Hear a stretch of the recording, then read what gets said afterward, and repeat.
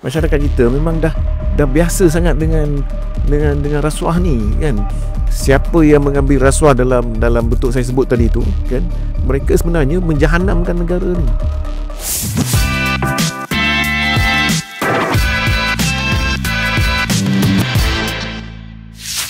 Okay, Assalamualaikum warahmatullahi wabarakatuh. Kita kembali lagi ke episod podcast Bicara Rahmah yang dibawakan khas dari Pertubuhan Ikram Malaysia. Dan episod keempat ini kita ada kehadiran istimewa. Kalau macam sebelum ni kita ada Dr. Fauziah, kita ada Setiausaha Agong Hafiz Bai. Tapi hari ini kita ada the chief lah, the boss, the big boss, Presiden Pertubuhan Ikram Malaysia. Tanpa buang masa, kita memang nak terus kenal. Mungkin singkat sedikit pengalaman ataupun kerjaya sebelum berada sebagai Presiden Ikram. Boleh perkenalkan diri Tuan Haji. Sihat apa khabar? Alhamdulillah sihat, Alhamdulillah. Sebenarnya sebelum saya menjadi Presiden Ikram ni, saya seorang pensyarah universiti di Universiti Putra Malaysia. Bidang penyelidikan saya lebih tertumpu kepada bidang pemprosesan makanan lah, ataupun dia punya real meaning tu ialah kejuruteraan makanan dalam pemisahan bahan bioaktif daripada matriks makanan. Itu dia punya separation of bioactive compounds from food matrices. Tapi saya selepas pencen tu daripada UPM, saya terus bersama dengan Ikram sebagai full timer, sepenuh masa dengan Ikram. Dan 3 tahun selepas itu saya dipilih untuk menjadi Presiden Ikram. Jadi sekarang ni saya jadi Presiden Ikram, dan tugas saya sebagai Presiden Ikram adalah untuk memastikan Pertubuhan Ikram Malaysia ini melaksanakan strategi terasnya yang mana telah pun dihuraikan dalam peta strategi Ikram. Jadi untuk memastikan pelaksanaan strategi tersebut, dan saya sekarang ni lebih menumpukan kepada pembinaan muafakat strategi dan juga untuk kita dapat membina hubungan yang baik dengan pemegang taruh di Malaysia dan juga di luar negara, supaya insyaAllah kita dapat menyampaikan mesej-mesej kita ni terus kepada pemegang taruh yang relevan dan berkenaan, kan? Supaya kita dapat pastikan advokasi kita ataupun solusi yang kita nak ketengahkan dalam negara dan juga luar negara tu, dia akan dapat disambut dengan baik dan seterusnya dapat diimplementasikan. Itulah secara ringkasnya, seberingkasnya tugas saya sebagai Presiden Ikram lah. Okay, saya panggil Tuan Haji lah. Okay. Tuan Haji pernah pengalaman berapa tahun di UPM? Oh, UPM tu 34 tahun. Lama. 30 ulang alik ulang alik. Serdang. Jadi rasanya lecturer ni pun dikenali sebagai penjawat awam ke? Ya, betul. Memang kami dikira sebagai penjawat awam. Sebagai universiti ni dikira sebagai badan berkanun. Okey. Yang mendapat sumber ataupun dana awam dia, dananya daripada sumber awam, itu daripada kerajaan. Okey. So saya sebenarnya lupa saya agak nervous hari ni, first time saya host podcast. Saya pun lupa kenalkan diri. Nama saya Daniel. Nama saya Daniel Basri. Dan hari ni kita bertopikkan sebenarnya rasuah dan integriti. Okay. Jadi bila Tuan Haji cakap pernah lecture di UPM dan sebagai penjawat awam, adakah Tuan Haji pernah berpengalaman atau pernah diminta dalam isu-isu integriti dan rasuah ni dalam 32 tahun pengalaman? Kalau di UPM tu tidak, mungkin kerana saya tidak berurusan terus dengan perolehan, dengan pembelian barang-barang lab ke ataupun barang-barang yang diperlukan oleh fakulti dan sebagainya, kan. Adalah sikit-sikit, tapi tidaklah apa kata secara Terus. secara tetap kan dengan proses perolehan apa semua tu. Jadi so far pengalaman saya di universiti tu 34 tahun tu, tak adalah, tak pernah lah katakan orang datang nak bagi apa kan. Tapi orang datang untuk nak berbaik-baik tu memang ada lah. Itu biasalah kan. Itu biasalah kan. Tapi belum ada kes lagi di mana ada sogokan ataupun ada pujukan untuk tu kan. Alhamdulillah, saya amat bersyukur kepada Allah Taala, saya tidak terbabit dengan peristiwa seperti itu kan. Alhamdulillah. Kalau untuk saya nak tanya sebagai Presiden Ikram yang memantau pelaksanaan kluster advokasi institusi kenegaraan dalam advokasi nasional, ada beberapa kluster, di antaranya institusi kenegaraan, kepimpinan berwibawa. Apakah pandangan utama atau key opinion sebagai Presiden mengenai tahap integriti dan isu rasuah yang dihadapi oleh Malaysia sekarang ni, dan apakah ini mencerminkan cabaran dalam usaha kita untuk tadbir urus yang berintegriti? Ya. Apa tu, dia sebenarnya kan, Daniel kan, permasalahan rasuah di negara kita ni bukan suatu yang baru tau kan, ya. Ia telah berakar dalam masyarakat dan negara kita ni dah sejak puluhan tahun yang lalu, ya.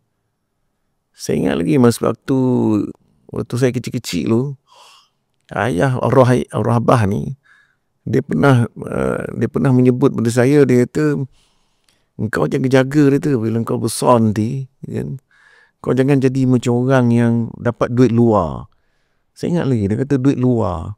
Jadi duit luar tu maksudnya ialah yang bukan daripada gaji dia, tapi daripada orang sogok kan. Sebab dia pernah tunjuk pada saya, kau tengok tu, dia kata, kau tengok tester.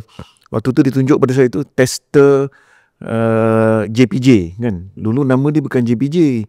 Dulu nama apa dah, tak ingat dah kan, tapi JPJ lah kan. So tester yang test orang untuk ambil lesen kereta apa semua ni kan. Jadi orang bapak ni pernah tunjuk, kata, kau tengok kereta dia, memang kereta hebat waktu tu kan. Itu sebab dia dapat duit luar. Itu orang abah saya ni memang dia sangat teliti lah. Kalau tu dia bagi amaran pada saya, engkau jangan jadi macam orang tu, kata dia. Engkau jangan Jadi saya daripada kecil, alhamdulillah, telah ada ditanam nilai oleh arwah ayah ni, arwah bapa ni, supaya tidak melakukan perkara yang ni lah, melibatkan rasuah apa semua tu. Sebab disebut saya, nanti hidup engkau tak berkat kan. Jadi betul cakap dia tu kan. Alhamdulillah, dia menanamkan kepada saya satu nilai yang cukup baik supaya kita berhati-hati kan. Dan kita maknanya kita hidup dalam keadaan yang mana yang kita mampulah, bukannya lebih kita nak berlebihan kan. Jadi jadi oleh itu, apa yang saya nak sebut di sini ialah masalah rasuah ni sebenarnya dah lama lah kan. Kalau masa saya kecil-kecil gimana, dah puluhan tahun dah berlaku kan. Dan tapi oleh kerana perkara tu berjalan kan, berterusan, mungkin lama kelamaan masyarakat ni anggap macam biasalah. Allah kan, maknanya kita biasa dengar kan, kalau masyarakat kita pun kata, kalau nak kena saman polis ke ataupun orang kata tak apalah, bayar duit je kan. Tak payah pergi mahkamah ke apa, boleh lepas kan. Kau tim je dengan apa tu kan, polis trafik dan sebagainya. Ini antara contoh-contoh apalah. Masyarakat kita memang dah biasa sangat dengan rasuah ni kan. Ataupun dulu nak mendapat kelulusan, katakan kelulusan lesen ke, kelulusan perniagaan ke, kelulusan untuk mendapat sesuatu kan, sesuatu sijil dan sebagainya kan. Memang biasa orang bagi supaya fail kita tu dibawa ke atas. Kalau tidak, fail kita mungkin ke bawah kan. Jadi ini satu budaya dalam masyarakat yang dah agak lama, yang jadi sebab itu orang masyarakat di Malaysia ni dia tak rasa songsang dengan bagi rasuah ni. Dan rasuah ni Daniel, rasuah ni bukan saja bagi duit tau. Kan selalu orang bentuk selalu orang ingat rasuah ni contohnya kita bagi duit kan, bagi duit untuk elakkan daripada saman contohnya kan, ataupun untuk mendapat sijil kan, atau mendapat lesen, jadi kita bayar beberapa ratus tu kan Tapi rasuah juga bermaksud kita menggunakan jawatan kita tu untuk mendapat habuan sendiri ataupun untuk membantu kerabat kita untuk mendapat habuan dan sebagainya. Itu pun berlaku. Walaupun dia tidak melibatkan suruhkan duit secara terus, tapi maknanya dia telah abuse of power, dia menggunakan salah guna kuasa dia untuk dia dapat habuan kan. Itu yang teruk lah, yang mana habuan sendiri sama ada dia guna proxy ke apa ke kan. Itu yang boleh mendapat habuan sampai berjuta-juta ataupun ada yang sampai berbilion ringgit dan sebagainya kan. Jadi apa yang berlaku ialah ini telah menyebabkan negara kita itu berlaku ketirisan yang cukup serius yang sampai maknanya ada kajian yang mengatakan sejak merdeka lagi negara kita ni telah tiris lebih kurang 400 bilion sejak merdeka. Besar.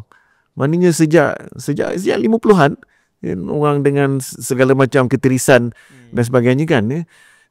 Contohnya saya pernah dengar contohnya nak buat guard house ataupun tempat pak guard kan di sekolah tu, rumah kecil kan, kita biasa tengok kan rumah pak guard ni kan. Kalau ikut estimate ataupun anggaran biasa, rumah tu mungkin kalau nak buat harga mungkin kurang pada 5,000 kan. Tapi bila ada sogokan ni ataupun ada ketirisan ni berlaku sebab kena bayar orang yang meluluskan, orang yang memantau, orang yang nak bawa kertas kerja ni kepada mesyuarat tertentu kan. Sebab nak bayar semua ni yang dalam ekosistem ataupun rantaian ini, maka rumah pak kad macam tu boleh naik daripada kurang 5,000 tadi boleh naik sampai 20,000. Itu yang kita tengok macam laporan AG Auditor General setiap tahun memang pernah saya ingat beberapa 10 tahun atau beberapa tahun yang lepas tu, maknanya memang satu screwdriver yang murah tu pun boleh jadi ribuan harganya. Betul kan? Inilah dia ketirisan yang berlaku dalam negara kita oleh sebab rasuah kan. Jadi ini yang menyebabkan negara kita rugi. Duit ataupun dana yang sepatutnya boleh disalurkan kepada pembangunan negara kan, kesejahteraan rakyat kesihatan rakyat, pendidikan anak-anak yang tengah membesar ni supaya pendidikan dia menjadi lebih mudah, track dia ataupun perjalanan dia menuju ke universiti atau institusi pengajian tinggi menjadi lebih mudah, lebih murah. Tapi boleh kerana ketirisan ni berlaku, maka kita menghadapi situasi seperti mana yang kita hadapi sekarang kan. Jadi itu yang kalau kita lihat baru ni pada tahun 2024 mengikut indeks persepsi rasuah CPI Corruption Perception Index ni, Malaysia berada pada tangga ke-57, tidak berubah daripada 2023. 57 dari satu dunia. Ya, satu dunia kan. Jadi maknanya kita masih lagi ada masalah tu lah. Masalah rasuah ni. Jadi pada saya perjuangan menentang rasuah ni memang mesti dilakukan setegas-tegasnya kan? Dan kemudian dilakukan dengan seluas-luasnya kan? Dan juga kita kena letakkan hukuman yang berat kepada mereka yang mengambil rasuah ni. Bukan apa, mereka memang siapa yang mengambil rasuah dalam bentuk saya sebut tadi tu kan, mereka sebenarnya menjahanamkan negara ni dan menyekat peluang-peluang anak muda masa hadapan ni daripada menikmati kehidupan yang lebih selesa, kehidupan yang lebih bermaruah kan. Jadi terpaksa hukuman yang berat perlu dikenakan dan mereka yang melakukan rasuah ni perlu dihadapkan ke muka pengadilan. Jadi itulah teruknya keadaan rasuah di negara kita ni. Betul. Saya pun nampak macam ada pernah ada pengalaman, bukan diri sendiri tapi tahu tentang cerita, macam contoh AJK surau sendiri yang sanggup curi tabung surau dia. Kita tak tahu apa masalah lah kan, dia ada masalah keluarga atau memang tak ada duit. Ada juga isu ketua kampung tak nak lepaskan jawatan sebab nak dapat allowance daripada Al-Majlis, daripada kerajaan yang bagi peruntukan untuk jadi ketua kampung. Jadi untuk tidak melepaskan jawatan tu, dan ada orang yang lebih kredibel untuk jadi ketua kampung, itu salah satu integriti isu rasuah. Dia masalah apa nama tu, ya kalau misalnya dia adalah orang yang terbaik untuk menjadi ketua kampung dengan segala syarat dia lah kan, dalam Quran pun Allah menyebut nak menjadi pemimpin ni kena ada quwwah wal amanah kan, kekuatan dan juga amanah tu, ciri-ciri mana yang melayakkan dia untuk menjadi pemimpin. Kalau misalnya dia memang layak untuk jadi pemimpin dan dia terbukti dalam kepimpinan ini jadi seorang yang sangat berintegriti, dia menjaga amanahnya dengan baik, dan memang dia layak. Tapi kalau misalnya dia tidak menjaga amanah dengan baik dan dia yang lebih buruk lagi pula, dia mengamalkan rasuah ke, ataupun dia menerima rasuah atau memberi rasuah kan, itu memang sepatutnya di jawatan tu dijawat oleh orang lain lah kan, ya. Tapi macam Daniel cerita tu memang biasa orang tak nak lepas jawatan sebab kadang bukan saja sebab allowance tapi pengaruh, influence itu kan, dan juga status sesuatu jawatan tu. Makin tinggi jawatan tu, status makin tinggi, dan dia mungkin mendapat habuan atau imbuhan yang besar kan. Tambah lagi lah kalau jawatan yang ada perks, seperti ada kereta sendiri ke, ada allowance macam-macam dan sebagainya kan. Boleh pergi holiday, cuti di luar negara. Lagi susah orang nak lepas kan. Jadi ini semua dia balik kepada tu lah. Ni balik kepada, betul macam Daniel sebut tadi, dia ada balik kepada integriti seorang tu. So kalau misalnya dia rasa ada orang lebih layak untuk menjawat jawatan tersebut, ada mungkin dah sampai masa dia let go, kan, ataupun dia dia nak tidak dia rasa memang tak sepatutnya, ya, ada terutama sekali orang yang telah integritinya pun boleh dipersoalkan atau tercabar dan sebagainya, atau tercalar dah, then memang kita kena ada. So that's why dalam soal pemimpin ni, Rasul Sallam memang sangat menekankan tentang accountability tu kan. Hadis yang sangat masyhur tu, kullukum ra'in tu kan, wa kullukum mas'ulun an ra'iyatih kan, ya. Maknanya semua kita ni pemimpin dan kita akan dipertanggungjawabkan, dipersoalkan tentang kepimpinan kita itu. Walaupun kita hanya seorang bapa di rumah atau seorang suami kepada keluarga pun pemimpin juga. Jadi dan setiap pimpinan ni akan dipersoalkan, akan di-accountable, dipertanggungjawabkan di hadapan Allah SWT. Jadi kalau semua orang ada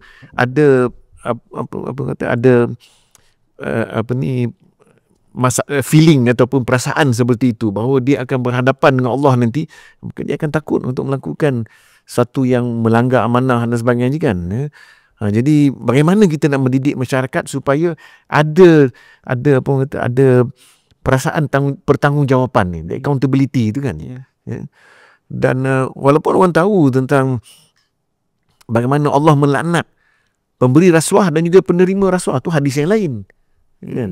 Jadi masyarakat Muslim sebenarnya dia tahu, tapi dia tak rasa takut. Dia tahu dia tak rasa takut, sebab misalnya bila kita katakan melakukan perkara tersebut, tak ada ialah Allah SWT dengan segala rahmahnya kan, kasihnya, dengan segala kasih, dia tidaklah hantar kilat kepada orang tu, tak ada lah kan. Tapi maknanya, jadi, dan juga orang yang mungkin melakukan rasuah tu, dia rasa biasalah ni, ambil pun kecil contohnya kan. Jadi dia tak boleh tu, walaupun kecil tapi bak kata pepatah Melayu tu, sedikit-sedikit lama-lama dia menjadi bukit kan. kecil tu lama-lama dia boleh membawa kepada yang besar, yang lebih dahsyat lagi kan. Sebab manusia dia takkan apa ni, apa kata, dia takkan dia nak lebih lagi, dia takkan mengalah, takkan kan. puas lah. Sama macam Rasulullah SAW pernah sebut, kalau seorang tu dia beri satu gunung Uhud emas, dia nak satu lagi. Dia tak cukup satu gunung Uhud, walaupun satu gunung Uhud emas, kan. Manusia tu macam tu, dia tamak. Dia ada tamak, dia ada apa kan. Jadi kita tak boleh andaikan, kita tak boleh langsung anggap walaupun kecil sekalipun, tak boleh. Itu pasal Islam sangat menjaga, mengawal supaya kita tidak melakukan perbuatan rasuah yang boleh menimbulkan kepada suatu hasil yang lebih teruk untuk negara di masa hadapan, kan. Maknanya kalau kita lihat, ialah saya satu cerita Daniel ni. Boleh. Saya pun baru dengar kan ni, kan. Boleh sambil minum-minum Boleh. Seorang sahabat Rasulullah SAW, kan, waktu perang Khaybar, and then dia dah habis, tak boleh buka. Dah habis perang Khaybar tu, kan. Mereka dalam perjalanan balik ke Madinah, kan. Sampai satu tempat tu, tempat berehat lah, kan, dalam Khaybar kita menang. Khaybar memang orang Islam menang, okay. Kan. Jadi dalam perjalanan balik tu mereka berehat lah di satu tempat, untuk menghilangkan penat dan sebagainya, kan, sebelum tu. Tapi masa sahabat ni, masa dia dia nak mengikat kudanya tu ke tempat pengikat kuda tu, ada musuh musuh kepada umat Islam ni, kan, memanah. Dia terkena panah lah, mana sahabat ni terkena panah daripada musuh yang ambush lah, yang sedang menunggu, kan. Jadi daripada panahan tu dia meninggal. Tapi perang dah habis. Perang dah habis, dia meninggal, kan. Jadi sahabat lain pun kata, alhamdulillah dia telah mati syahid dan sebagainya, kan. Jadi tapi Rasulullah SAW disebut dia tidak mati syahid, dia masuk neraka. Sebab apa tu? Sebab dia ambil orang Arab dulu kan ada macam baju besi. Bukan baju besi, macam maflar lah, kan. Okay. Bang kita sebut maflar lah kot, untuk ni, kan. Rupa dia ambil daripada Rasulullah SAW explain, sebab dia ambil satu bahan yang belum dighanimahkan, belum dibagi-bagikan kepada orang lain tu, kan. Dia ambil satu benda, dan bila kita lihat tafsirannya lah, dia ambil harta awam. Sebab benda tu harta ghanimah tu belum lagi dibagi-bagikan, belum Rasulullah SAW belum bagi-bagikan kepada orang Islam, sahabat, kan. So maknanya dia ambil harta awam. Dan walaupun dia pulang daripada peperangan, ghazwah di zaman Rasulullah SAW, dan memang sepatutnya dia mati dalam keadaan begitu, mati syahid, kan. Tapi dia tetap masuk neraka sebab dia ambil harta awam. Jadi maknanya ini yang saya katakan tadi, kalau orang ada pemikiran tu bahawasanya ambil harta awam, ambil duit sakau, duit rakyat ni adalah maknanya dia punya balasannya adalah neraka, api neraka, kan. Kalau orang dia ambil, dia pegang duit tu, dia nampak api neraka, subhanallah. Itulah kan. Itu sepatutnya pemikiran kita masing-masing. Tapi masalahnya orang kita pun orang Islam sendiri pun tak terasa macam tu, kan. Dia tak terasa bahawa bila dia sakau atau dia songlap duit tu, dia sebenarnya bila pegang duit tu, dia juga menyentuh api neraka. Allah, kita takut, kan, kalau orang biasa. Jadi itulah budaya tu yang kita nak bina tu, insya-Allah, dalam masyarakat. Yelah, saya baru tahu cerita tu. Dan padahal sebenarnya sahabat tadi ni baru memenangkan peperangan untuk umat dia, tapi dia ambil maflar. Lebih kurang saya pun tak pasti lah. Lebih kurang macam tu lah, macam ada kan. Masya Allah. Okay, kita terus borak pula pasal keterlibatan politik dan advokasi polisi melalui APPGM IGA. APPGM IGA ni apa, Tuan Haji? Dia kumpulan retas parti parlimen Okey. yang apa ni So Ikram memang terlibat lah. saya sendiri terlibat sebagai salah seorang ahli NGO kepada kumpulan retas parti parlimen ni. Kumpulan parti parlimen ni sebenarnya dipengerusikan oleh ahli parlimen, iaitu dalam APPGM IGA ni sebenarnya dipengerusikan oleh Syed Ibrahim Syed Noh, ahli parlimen untuk Ledang. Dan kumpulan retas parti parlimen ni sebenarnya komposisinya adalah ahli parlimen daripada kerajaan dan juga pembangkang. Okay. Tapi pada masa yang sama APPG ni ada komponen di mana ahli NGO boleh menyertainya. Jadi saya salah seorang daripada ahli NGO, itu ahli Ikram, yang telah dijemput oleh parlimen untuk menganggotai APPG ni. Jadi saya bersama dengan Rasuah Busters, C4 antaranya, Transparency International, Bar Council, Undi 18, dan saya ingat itulah yang utamanya, NGO utama yang telah dijemput untuk menyertai APPG IGAR ini.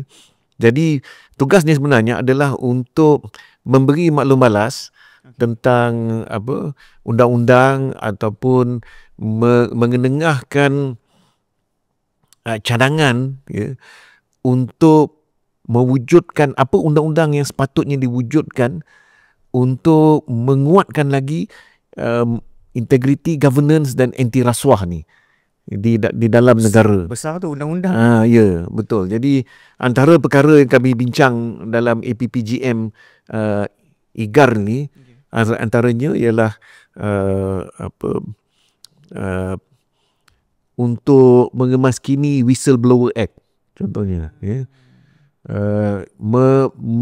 membuat pindaan kepada, tadi saya sebut Whistleblower Act, membuat penambahbaikan kepada Akta SPRM contohnya, mengusulkan Akta Pendanaan Politik kan. Itu antara apa yang kami telah buat lah. Kemudian membincangkan tentang Freedom of Information, Akta Pembebasan Maklumat kan, Freedom of Information Act, dan juga baru ni kami bincang pasal Ombudsman Act, dan juga kami berikan maklum balas terhadap Akta Perolehan Kerajaan. So dia lebih kepada itulah, maknanya menjadi semak dan imbang, kepada proses semak dan imbang kepada reform, kita sebut dalam APPGM IGAR ni lah reform undang-undang yang berkaitan dengan IGAR tadi, integrity, governance, anti rasuah dalam negara kan. So memang dia punya TOR dia tu memang besar kan. Dan alhamdulillah kami telah mengadakan siri perbincangan dalam APPGM IGAR ni, dan kita juga telah memberikan maklum balas yang telah diangkat oleh ahli parlimen ni dalam perdebatan dalam parlimen. Jadi kadang-kadang mereka minta, ahli parlimen pun minta juga apa soalan nak tanya dalam parlimen. Dia kami bantulah dari segi untuk menggubal apa soalan yang sepatut ditanya oleh ahli parlimen. Apa poin-poin yang perlu didebatkan tentang sesuatu akta kan dalam. Jadi ini antara tulan saya kata di proses semak dan imbang lah kan. Masih ada sampai sekarang? Masih ada sampai sekarang. Dan saya masih lagi jadi ahli dia kan, IGAR ni. I see. Tentang peranan rakyat dan pemegang amanah tertinggi, apa langkah-langkah praktikal yang Ikram showkan supaya kerajaan dapat memperkukuh pelaksanaan NACS? Okey. NACS ni sebenarnya National Anti-Corruption Strategy. Dia sebenarnya bukan satu yang baru. NACS ni adalah suatu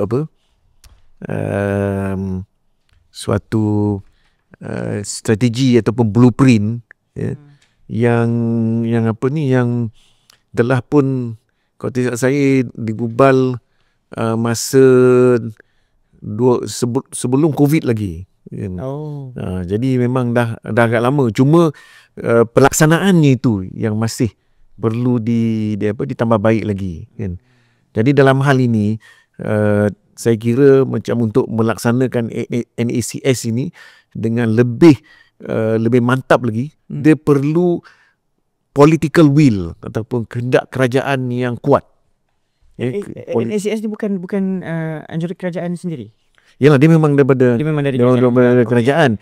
Tapi tu saya kata tadi, kerajaan pun mesti ada political will yang kuat untuk melaksanakannya kan. Sebab dalam NACS tu sebenarnya dia telah meletakkan beberapa langkah yang praktikal untuk menguatkan lagi, mengukuhkan lagi ekosistem anti rasuah tu di dalam negara kita kan.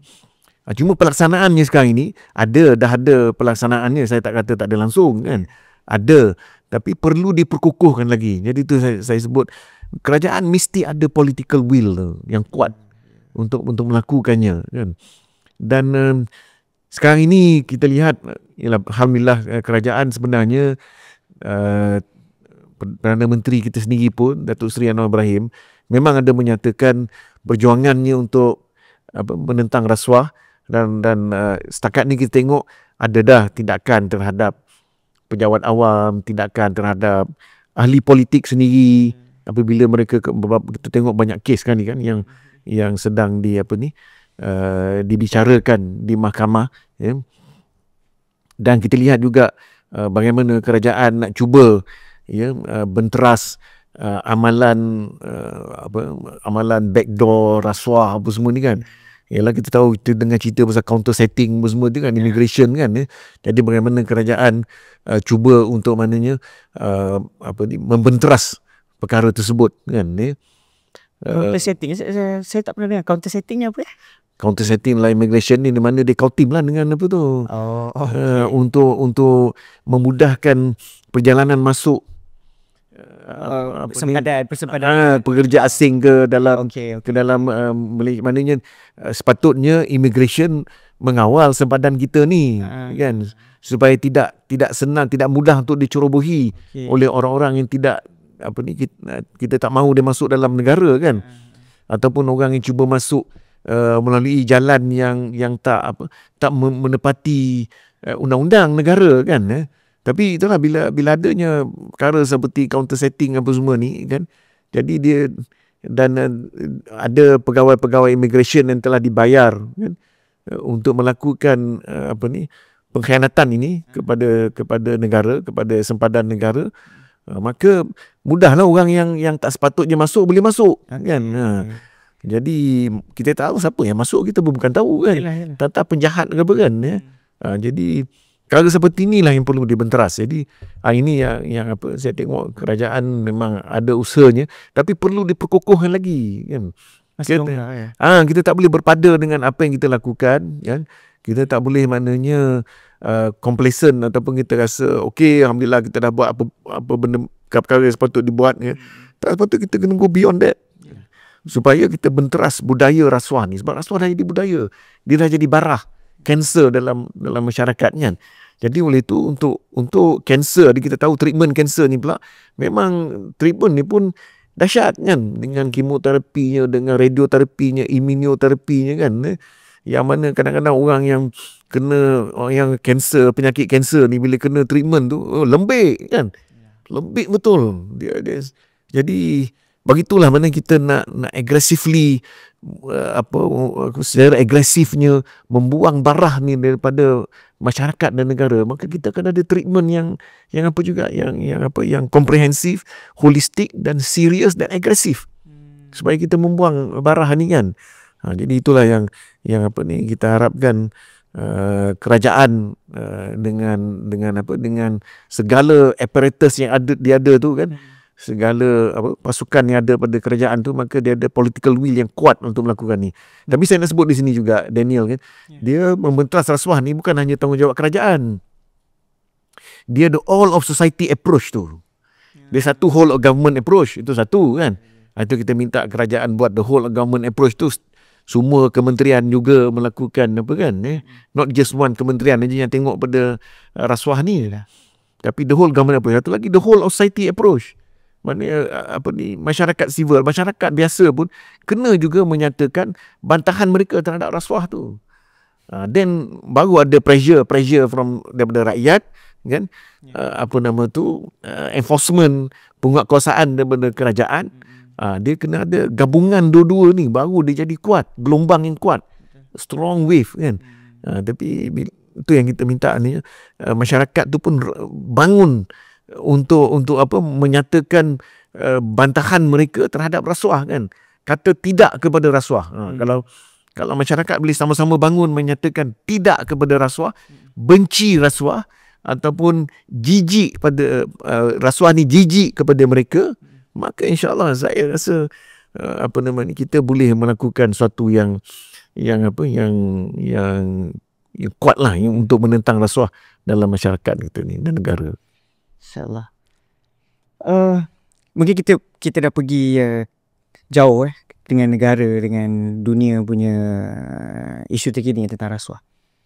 Tapi saya ada nampak ada dengan cerita di Palestin pun sebabkan kesentukan bahan makanan tak dapat, raw material untuk dia meneruskan kelangsungan hidup mereka, untuk melangsungkan kehidupan. Jadi ada barang-barang yang masuk yang memang ada ni, contoh macam tepung, dan at last bila mereka sebagai rakyat Palestin di sana, rakyat banyak tapi makanan masuk sikit. Jadi saya dengar ada yang ambil makanan tu orang-orang tertentu yang memang dapat makanan, dan diorang jual dengan harga yang mahal untuk kelangsungan hidup keluarga dia juga, tapi dijual juga benda tu kepada rakyat Palestin dengan harga yang sangat mahal. Itu adil atau macam mana? Sebab mereka sama-sama rakyat Palestin. Macam mana pendapat? Tapi itu pula dalam Palestin ni kita kena faham juga. Bila sebab harga barang ni dia bergantung pada demand juga. Jadi bila barang tu tak susah sangat nak masuk, atau kadang tak dibenarkan masuk pun. Yalah. Kan? Jadi apa yang ada sikit dalam saya pernah dengar itu, apa yang barang yang sikit yang ada dekat Gaza macam tepung dan sebagainya itu, dia terpaksa jual pada harga yang mahal kepada rakyat Gaza. Ialah sebab demand lah, the supply and demand, kan. Jadi mungkin dalam keadaan seperti itu, di mana keadaan yang sangat runcing, kan, kita terdesak, kan. Yalah, kita kesian juga lah kepada, bayangkan rakyat Palestin tu dah lah keadaan sangat terdesak, sangat meruncing. Lepas tu dibom pula setiap hari, kan. Kita pun sedih sangat dengar, kan.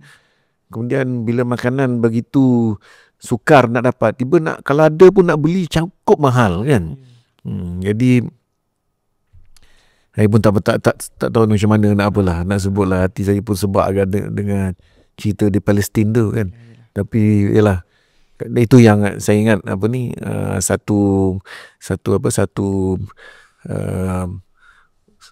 kita perlu mendesak dunia untuk membantu Palestin. Itu saya rasa itulah yang paling yang boleh kita buat, dan memastikan bantuan kemanusiaan, bantuan makanan tu dapat masuk dengan tidak disekat, dapat masuk dengan mencukupinya kepada rakyat Gaza, supaya mereka dapat hidup dengan bermaruah dan dapat makan seperti mana kita lah, kan, dapat makan, kan.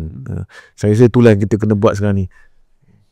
Jadi dengan semua cerita yang kita dengar hampir sejam ni, sebenarnya apa yang sepatutnya kita, saya tak kisahlah dari individu ataupun kita sebagai presiden ada NGO, apa yang patut kita buat? Okey, tu yang baru ni kita dah buat satu sidang media tentang KIA, kan, Kempen Integriti dan Anti Rasuah, yang dianjurkan bersama oleh Pertubuhan Ikram Malaysia dan juga Rasuah Busters. Perkara ni memang kita buat setiap tahun dah, sejak 2021 lagi, kan.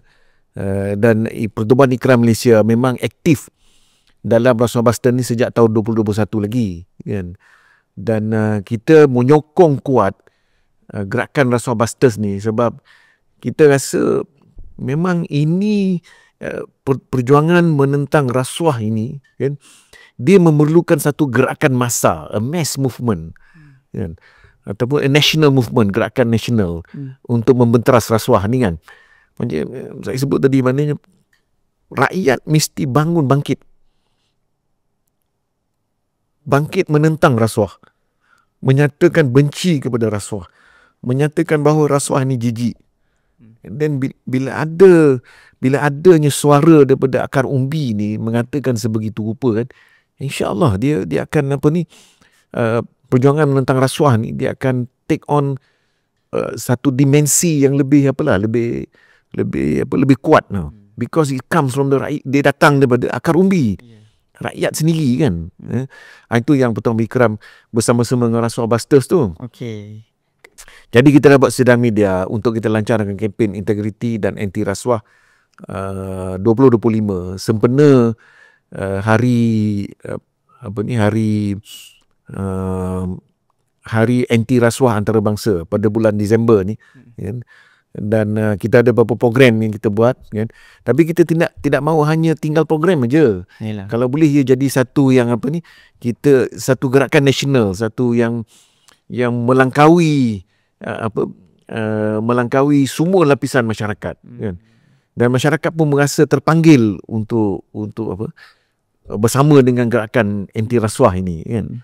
Jadi ini kita kena approach pendekatannya, mesej, konten yang kita beri kepada masyarakat. Nah, itu mesti betul-betul kena lah, strateginya pun kena tepat dan sebagainya, kan? Dan juga tepat kepada segmen masyarakat yang kita sasarkan. Contoh macam orang muda, kan, macam Daniel ni orang muda. Jadi kita kena libatkan orang muda, sebab bila nak cakap dengan orang muda, kena orang muda cakap dengan orang muda, betul, kan? Jadi generation gap generation gap. Takkan orang macam saya yang dah berumur ni nak bercakap dengan orang muda, kan? Mungkin dia belekehkan apalah orang tua dia cakap apa, kan? Tapi kalau orang muda cakap dengan orang muda, dia lain. Feeling dia lain, dia punya kan, dia setuju lah dengan tu, kan? Setuju. Jadi itu yang kita nak maknanya supaya orang muda bersama, kan? Bila orang muda bersama, itu ada dia punya kekuatan semangat dia, kekuatan fizikal dia, dan juga kreativiti dia, kan, untuk sampaikan mesej dan konten ni. Itu yang kita nak ambil manfaat lah daripada itu, kan. Kenapa Ikram, Pertubuhan Ikram Malaysia, NGO, perlu involve dalam hal ni? Sebab mungkin ada orang tak tahu pun sebenarnya Ikram buat apa. Jadi kenapa Ikram perlu ada dalam anti rasuah dan integriti? Dan ini memang sebagian daripada amar makruf nahi mungkar tu, kan? Dan Pertubuhan Ikram Malaysia adalah sebuah organisasi Islam yang hendak menegakkan prinsip Islam dalam masyarakat dan negara. Betul. Dan antara perkara yang paling penting kami kena buat ialah amar makruf nahi mungkar. Jadi rasuah ni mungkar. Simple, kan? Simple je, kan? Simple as that. Dan kita kena benteraskan mungkar ni supaya dia tidak menjahanamkan rakyat, tidak menjahanamkan negara.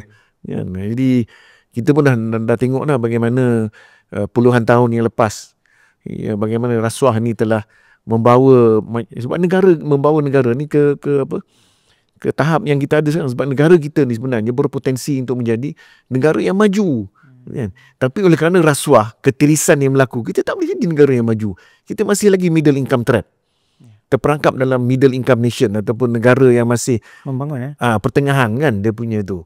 Padahal potensi kita negara kaya sebenarnya, kaya dengan sumber asli, kaya dengan produktiviti masyarakatnya. Kita pun banyak, alhamdulillah, industri yang telah mengeluarkan geradan-geradan dalam pelbagai disiplin dan sebagainya. Tapi kita tak dapat nak really majukan negara kita ni sebab berlaku ketirisan tu. Betul. Dan juga berlakunya rasuah dalam bentuk yang saya kata tadi, salah guna kuasa, bukannya sogokkan wang, tapi salah guna kuasa, salah guna jawatan, kan, salah guna pengaruh dan sebagainya. Jadi sebab itu negara kita terkebelakang. Padahal potensi kita besar. Jadi itu yang penting sekarang ni, pemimpin tu mesti pemimpin yang juga mahu memperjuangkan anti rasuah.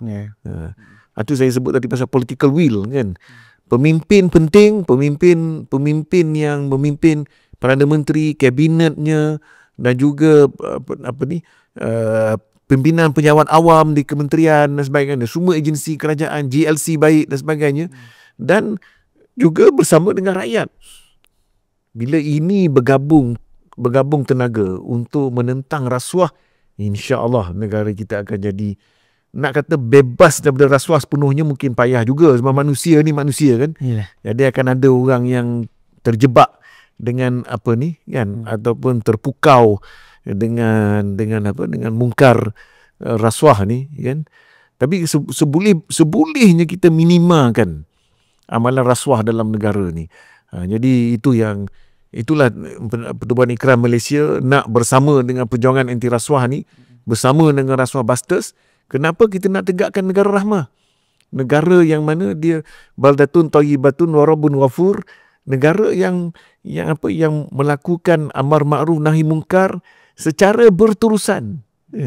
Dan juga kita nak membangunkan negara yang maju, negara yang makmur, negara yang kaya raya lah, supaya rakyatnya dapat hidup selesa kan.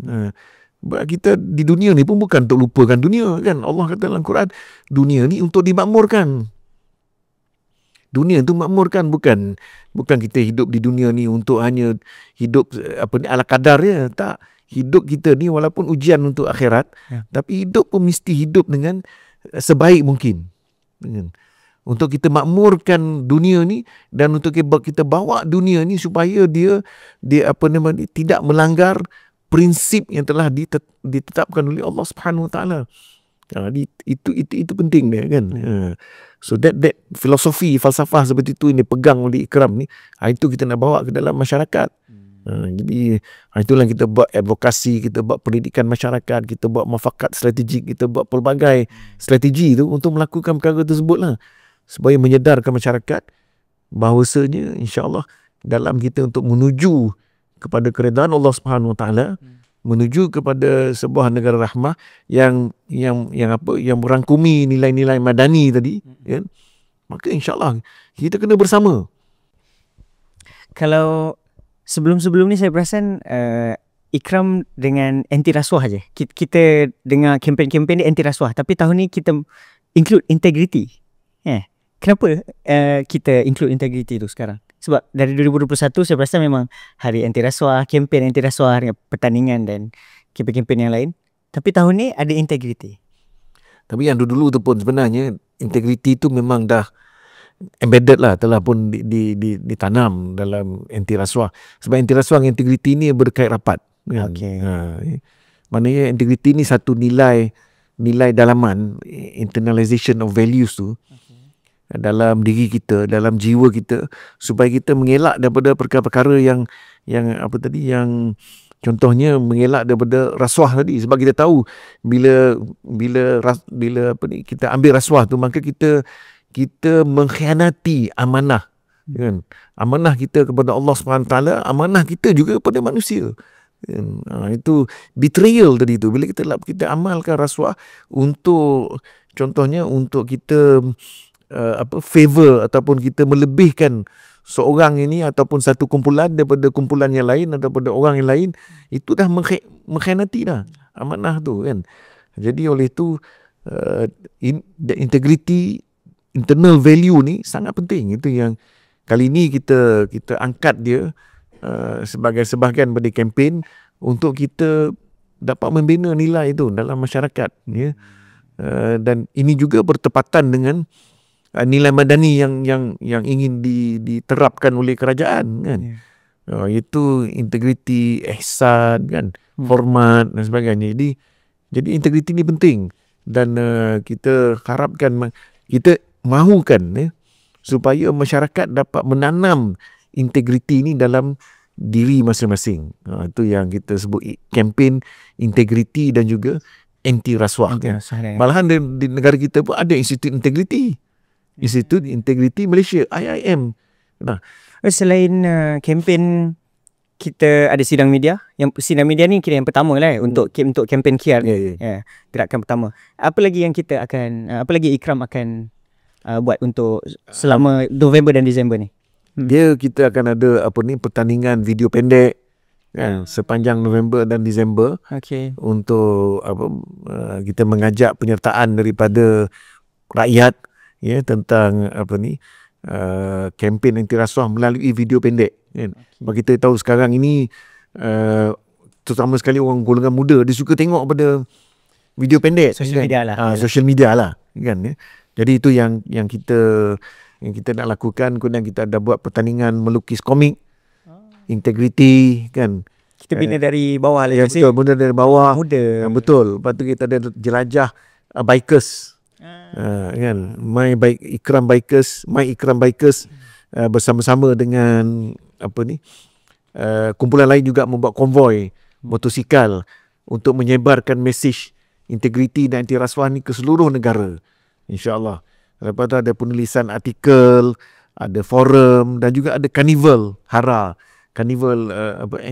hari anti rasuah sebagai penutup lah antarabangsa ni dekat Aeon Mall Seremban 2 kan. Dekat dah. Desember. Tuan Haji boleh pergi. Desember, insya-Allah. InsyaAllah. Oh, Ikram ada Ikram Bikers juga Ada. Ada orang kita yang suka permotoran. Permotoran, suka bawa motosikal yang sisi tinggi ni kan. Tuan Haji ada pengalaman? Tak ada. Jadi bikers. Saya memang dari kecil arwah ayah ni, orang bapak ni dia halang saya daripada naik motosikal. Sama mak saya pun. Lesen pun tak bagi ambil. Itulah. Sebab dia kerja hospital tu. Jadi ni kata dia pernah tengok dekat emergency hospital tu bagaimana keadaan orang yang accident motosikal. Itu yang dia kata, aku dah tengok dah, dia orang putus kepala, orang patah tangan, orang remuk badan oleh kerana accident dia. Aku tak nak kau, jangan kau naik motosikal kata. Memang dia marah betul. Aku pukul kau kalau kau naik, pukul. Keras. Keras, dia memang keras. Jadi itu yang saya sampai sekarang tak pernah bawa motosikal pun. Seumur hidup. Okeylah, kita pun dah ada di penghujung podcast Bicara Rahmah. Hampir 1 jam juga kita borak-borak. Jadi itulah kita punya hasil sembang-sembang santai. Saya pun pertama kali, Tuan Haji pun pertama kali podcast. Iyalah. Ada pertama kali Forum ada banyak lah. Forum ada banyak lah So macam itulah borak. Kita lebih relax dan sembang-sembang. InsyaAllah. Tuan Haji ada apa-apa yang ingin disampaikan untuk penutup? Saya ingin menyeru kepada semua rakyat Malaysia supaya bersamalah dengan kempen integriti dan anti rasuah ni. Anjuran Pertubuhan Ikram Malaysia dan juga Rasuah Busters. Jadi saya ingin supaya semua rakyat Malaysia dapat meluangkan masa bersama dengan kami, dengan program-program kami itu, dan kita sama-sama membina gerakan nasional menentang rasuah. Kerana kalau kita hendak mengelak ataupun menghalang keterisan yang keterisan yang dahsyat berlaku di negara kita ni, kita kena bersama untuk menentang rasuah ni. Kalau tidak, kita siapa lagi? Jadi ayuh bersama dengan kami untuk kempen integriti dan juga anti rasuah. InsyaAllah. Terima kasih Tuan Haji Presiden Fadli Shah Syam bin Baharin atas perkongsian dan sembang-sembang santai kita hari ini. InsyaAllah kita ada lagi episod-episod yang akan datang dengan tetamu-tetamu istimewa yang lain. Jadi jangan lupa saksikan dan share video, subscribe YouTube Ikram Malaysia. InsyaAllah sehingga kita berjumpa lagi. Terima kasih Tuan Haji. Assalamualaikum warahmatullahi wabarakatuh. Waalaikumsalam warahmatullahi wabarakatuh.